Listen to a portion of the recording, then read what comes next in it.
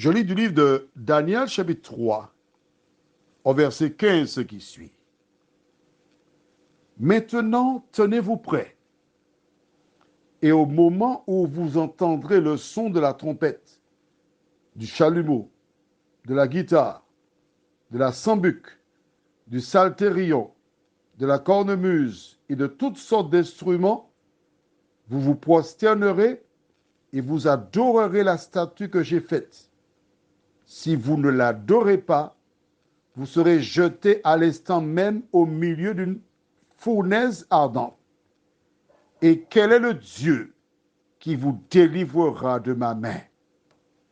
Prions. Notre Seigneur, notre Dieu, je suis heureux, très heureux de me tenir encore ce soir devant toi, afin de méditer sur ta parole. Saint-Esprit, je te loue.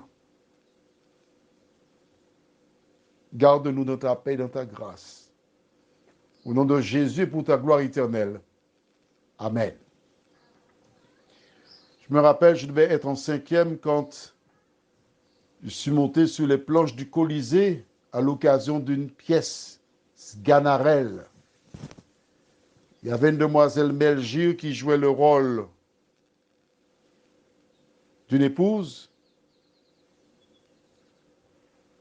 Et Philippe Édouard, qui était mon ami, était venu mettre un milieu dans la pièce de théâtre entre mon épouse et moi. Il est parti sous des coups de bâton de papaye. Cette pièce, elle fait rire. Mais celle que nous lisons dans la Bible, elle fait pleurer. Le roi veut donner une chance à Shadrach, Meshach et Abednego.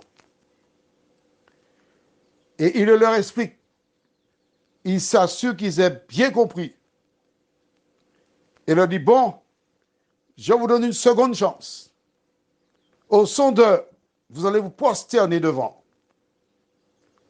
Et quand il achève son propos, je rigole, il dit, et quel est le Dieu qui vous délivrera de ma main?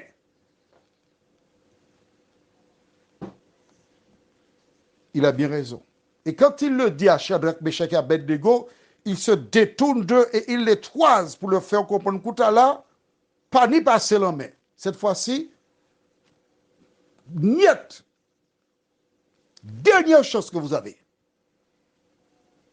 Et Shadrach, Meshach et Abednego, ils regardent la fournaise, les flammes qui montent. Jonathan. Ils ressentent la chaleur des flammes. Mais laisse-moi te dire une chose, écoute bien ce que je te dis. Lorsqu'on les amena vers le roi Nebuchadnezzar, ils continuèrent à faire monter des prières vers Dieu en disant, Seigneur, nous comptons sur toi. Jusque-là, ils n'avaient jamais ouvert la bouche. Ils sont là. Et Nebuchadnezzar déclare que quel est le Dieu qui vous délivrera? Est-ce qu'il y a un Dieu qui peut vous délivrer de ma main? Moi, Nebuchadnezzar, le grand Nebuchadnezzar. Est-ce qu'il y a un Dieu? Si tu regardes bien dans la Bible, le Dieu dont il est question, c'est un D minuscule. Effectivement, parmi les dieux minuscules, il n'y a aucun qui puisse délivrer. Le seul qui délivre. Le seul qui a le pouvoir. Celui qui un jour s'est levé, sortant victorieux sur la mort, c'est le créateur des cieux et de la terre, on l'appelle Jésus de Nazareth. Il est le seul qui peut délivrer. C'est lui qui est mort pour toi et moi. Le sais-tu? Mais Nebuchadnezzar ne connaît pas la puissance de Dieu. Prions. Notre Seigneur et notre Dieu.